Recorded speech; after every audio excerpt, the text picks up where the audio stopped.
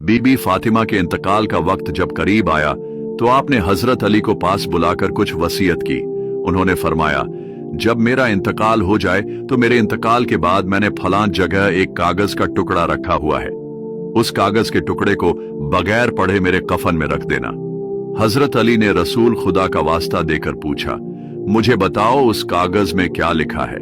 बीबी फातिमा ने बताया, जब मेरा निकाह आपसे होने लगा तो रसूलुल्लाह सल्लल्लाहु अलैहि वसल्लम ने मुझे फरमाया, फातिमा, मैं 400 मिस्काल चांदी के महर से तुम्हारा निकाह अली से करने लगा हूं। मैंने कहा, या रसूल अल्लाह, अली मुझे मंजूर है, लेकिन इतना महर मुझे मंजूर नहीं।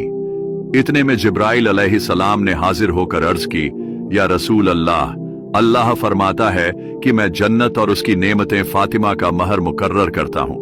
मैं फिर भी राजी ना हुई तो हुजूर ने फरमाया, खुद ही बताओ महर क्या है।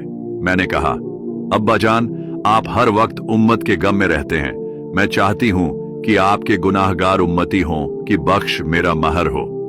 चुनांचे जिब्रील अमीन वापस गए और बारगाह इलाही से कागज का एक टुकड़ा लाए जिस पर लिखा था, मैंने उम्मते मोहम्मदी की शफात फातिमा का महर मुकर्रर किया। सुभान अल्लाह।